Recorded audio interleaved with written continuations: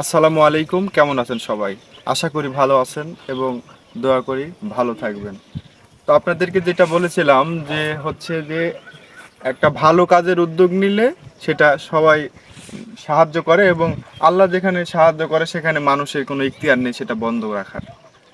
তো আমি দেখাইছিলাম কিছুদিন আগে যে আমাদের ওই ওখানে মাটি কাটা হচ্ছে, কেন কি হচ্ছে, ঈদগাহ হচ্ছে, ঈদগাহটা টোটালি প্রায় রেডি হয়ে গেছে।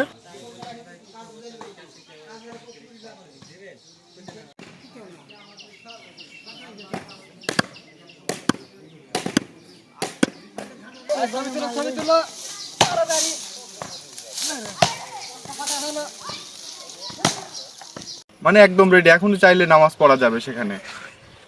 উপরে স্লোপিংটা করা শেষ, এখন শুধু ওই যে দুরমুশ দিয়ে এখন জায়গাটাতে একটু কয়েকটা করলে হয়ে যাবে, একবারে নামাজের জন্য প্রস্তুত। তো আগামীকালকে ঈদ, আপনাদের সবাইকে অগ্রিম ঈদ মুবারক। আগামীকাল অবশ্যই আপনারা এখানে নামাজ পড়তে আসবেন, আপনাদের দাওয়াত রইল। বিষয়টা হচ্ছে যেটা বলতেছিলাম, যে একটা ভালো কাজের উদ্যোগ নিলে সেখানে সবাই পাশে থাকে। তো ঠিক এরকম আরও অনেক কাজ আছে সমাজে যেগুলো আমরা ভাবি না, যেগুলো আমরা চিন্তা করি না হবেই কি না, হ্যাঁ, নাও হতে পারে, এরকম অবস্থা। তো যাই হোক, আমি যে বিষয়টা বলতে চাচ্ছিলাম যে আমরা অনেক সময় কুরবানি দিই, কিন্তু কুরবানির যে বন্টনটা, যে ভাগটা, সেটা আমরা করতে পারি না সঠিক সময়ে বা সঠিক নিয়মে আর কি। কুরবানির যখন দিবেন আপনি, এটা কেন দিবেন?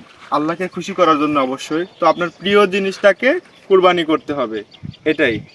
তো আমরা কি করি, অনেক সময় যাই গরু কিনতে যাই, আমরা দেখি গরুর কোনটার মাংস ভালো, হ্যাঁ, কোনটার এই ভালো, কিন্তু দেখি না গরুর সৌন্দর্য। দেখা যাচ্ছে গরুর মাংস অনেক ভালো, একটা শিং নাই, ওটা দিয়ে কিন্তু আপনার কুরবানি হবে না। একদম কোনো খুঁত থাকা যাবে না, এক কথায় একদম কোনো খুঁত থাকা যাবে না একটা পশুতে। আপনার পছন্দ হতে হবে, এমন পছন্দ, ঠিক আছে, যেটা আপনার মনেই চাবে না যে আপনি কুরবানি দেন, ঠিক আছে, এইরকম হতে হবে। সেটা হবে আপনার পছন্দকে কুরবানি করা। যাই হোক, কুরবানি সিলেক্ট করা শেষ, এখন তো আপনি কুরবানি দিবেন। তো কুরবানি দেওয়ার পর মাংস বন্টনের করার সময় অনেক সময় আমরা 3 ভাগ করি, করার পরে 2 ভাগ আমরা নিয়ে যাই। ওই 1 ভাগ যেটা থাকে ওইটা আবার কি করা হয়, ভাগ করে সমাজের মধ্যেই সবাইকে, যে সমাজে যে কয়জন আছে সেই কয়জনকে দেওয়া হয়। না ভাই, এটা তো কুরবানির নিয়ম হতে পারে না, এটা কুরবানির নিয়ম হতে পারে না, বা কখন এটা সম্ভব না। আপনি শুধু আল্লাহকে খুশি করলেন। আপনি চাইলে, এরকম নিয়ম আছে, বা আমি শুনছি অনেকে বলছে যে আপনি চাইলে একটা আহ, গরুর মাংস বা আপনি যেটা কুরবানি করছেন সেটা আপনি টোটালি পুরাটাই খাইয়ে নিতে পারবেন, সমস্যা নেই। কিন্তু এটা তো মানবতা, বা এটা তো মানুষের মন মানসিকতা হতে পারে না। যারা এটা করবে তারা তো হিসাবে স্বার্থপর হয়ে গেল।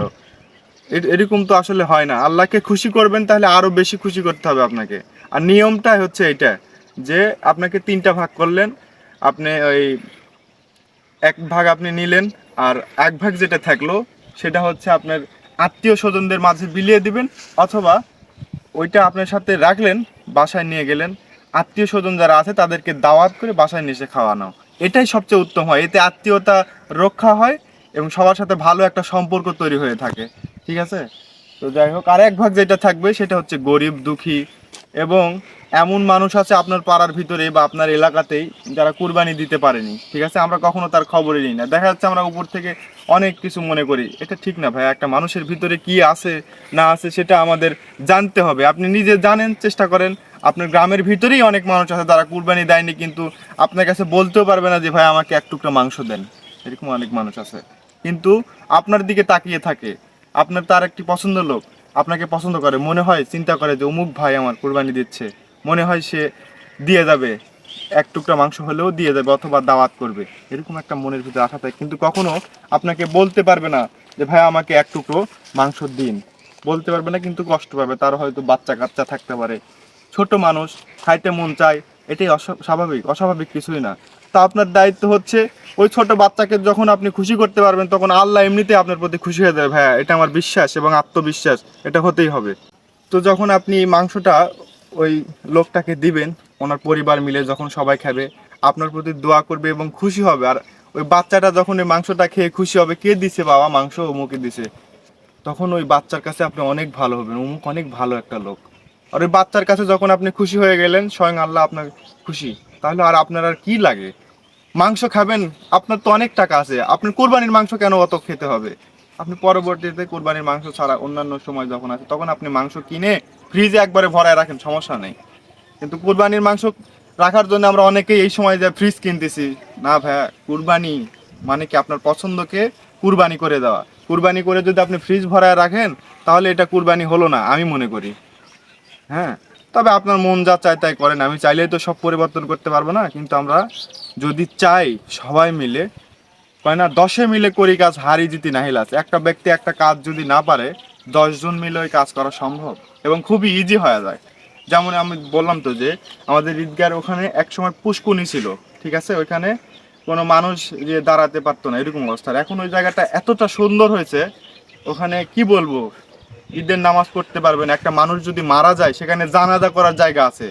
আপনার রোজার ঈদে ইফতারি করার একটা জায়গা হয়েছে, বিশাল একটা জায়গা। এটা একটা ভালো উদ্যোগ, কিন্তু এতে যারা দেখা যাচ্ছে যে সাইডের মানুষ যারা বাধা দিচ্ছে তাদেরকে আসলে কিছু বলার নেই। যাই হোক, ভালো থাকবেন সবাই, আল্লাহ হাফেজ, দোয়া রাখবেন।